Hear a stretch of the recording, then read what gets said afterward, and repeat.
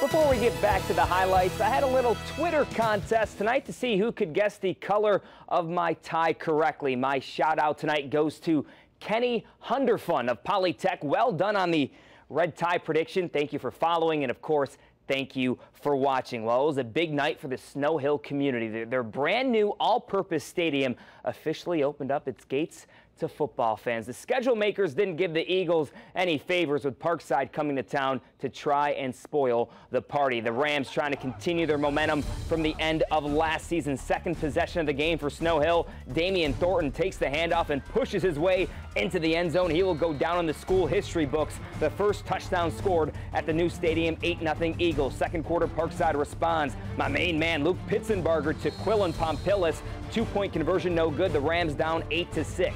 Ensuing kickoff, Snow Hill's Amonte Allen fields the ball at the 1-yard line. For some reason, there was not a lot of white jerseys surrounding him. That's a big mistake. Allen is off to the races, 99 yards on the touchdown. He would also score on another kickoff return later in the quarter. 275 all-purpose yards for Allen tonight. Not enough, though. Parkside drops the hammer in the second half to beat Snow Hill 44-26. I've known Cambridge head football coach Jake Coleman for a number of years. Let me tell you, this guy loves football, but he loves his team even more. I remember last year before the Vikings non-conference game with Cape Henlopen, I told Jake, you guys better be careful. Cape is a different beast compared to the other 1A teams you face during the season. His response was simple. Bringing them on. Coleman and his Vikings opening the new season at Y-High.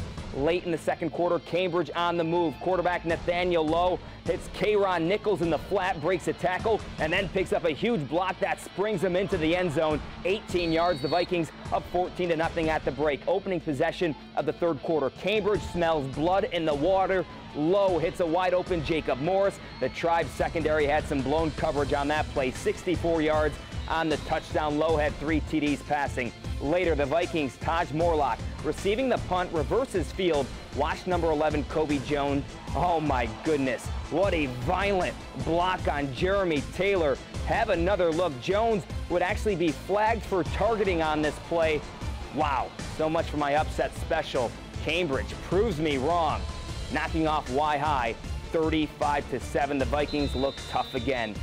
In a non-conference matchup, Stephen Decatur taking on Bow Manor. First quarter, the Eagles punting. I want you to watch Seahawks junior Tyree Henry go to work. Folks, remember this name. Henry makes one guy miss, then delivers a filthy cutback upfield. Only the punter to beat.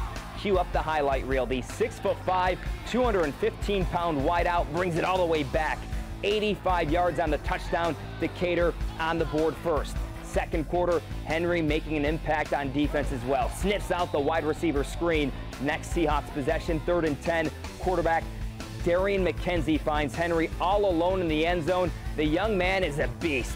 Stephen Decatur wins the season opener, beating Bow Manor 21-7. Hey, tomorrow afternoon there is one game in the Bayside Conference. Bennett will battle Washington inside Wicomico County Stadium. It's a noon opening kickoff. We will have the highlights of that game. Hey, with social media taking over, we're asking for your help this season. Twitter and Facebook users during the season, send us your high school football scores. You can send score updates or just post the final score of the game you are following on Twitter. Use the hashtag WBOC Final Score. Over on Facebook, go to our WBOC fan page and post away. You won't just be helping us, but all the football fans on Delmarva wondering how their hometown team fared in the big game. Emotional night in Pocomoke City. The season opener for the Pocomoke field hockey team facing Worcester Prep. First half, the Warriors strike. Peyton Becker feeds Lexi Butler for the tally. Great start, Pocomoke. A couple of minutes later, Butler in the clear. She knows how to finish. So tough to contain 2-0 Warriors. The Becker-Butler combo would hook up again. Pay attention to these two young ladies this season. Very talented. Hat trick Lexi delivers. Pusey strong. Congrats to the Pocomoke field hockey team and head coach Brandy Castaneda. Job well done, knocking off Worcester Prep in the season opener 5-0. The Pocomoke boys soccer team also picked up a win in their season opener, beating Snow Hill 1-0. Well, when you think of field hockey on Delmarva, 2 words come to mind: Cape Henlopen. The Vikings have been a powerhouse for a number of years in the state of Delaware. Last year, they claimed their 4th straight state title. Well, WBOC's Crystal Rich explains how Cape is focused on their drive for 5 this season. It's no secret that Cape Henlopen has a big target on their back. Especially after 4, people want to be that team that's going to take Cape down. And it's like, who will be the first one? Who's going to go after them? Who's going to win the next state championship? And it's easy to hate people when they win.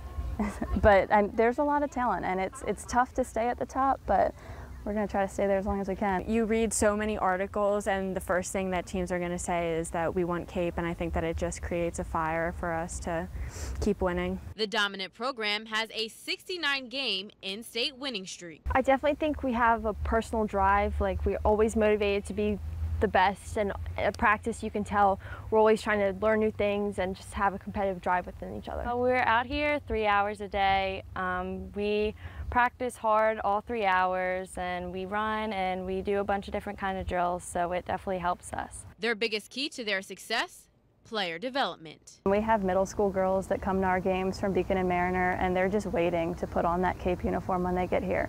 So they're just taught from an early age to work hard because this is your goal. As a freshman, you come in and you see so much tenacity and so much aggressiveness, and you just want to live up to the expectations of the older girls, and you want to carry on the tradition of winning state championships. The Vikings won their last 4 state titles, but are not concentrating on their successful past. The team knows they have a target on their backs, and to win, the key is consistency. We don't like to lose, so we definitely strive to win every game. The level of commitment we have, most of us play indoor, we play all year round, we get with each other in the summer, we run. Definitely the level of commitment is huge. The Vikings are committed to winning their 5th straight state title this season. Crystal Rich, WBOC Sports. And Cape Henlopen begins the new season on Tuesday, September 15th at Smyrna. Well, also a reminder to all those high school senior student athletes on Delmarva, we are currently accepting applications for our WBOC Mount Air Farms Scholar Athlete of the Month program. Every month, the honoree will receive a $1,000 college scholarship. Now, at the end of the school year, 2 of the winners will each be given an additional $2,500 college scholarship. In a couple of weeks, we'll announce our September winner. So get those applications in. You can get it now on WBOC.com. Just click on our sports tab and all the information will be right there. College football is also back. Delaware State is getting ready for their opener with Liberty plus Friday Night Lights in Newark. The University of Delaware football team battled Jacksonville. Find out if the Hens picked up that season opening W. Don't go anywhere. The final score continues after the break. We are the Queen Anne's Lions, and you're watching the final score on WBOC. Go Lions!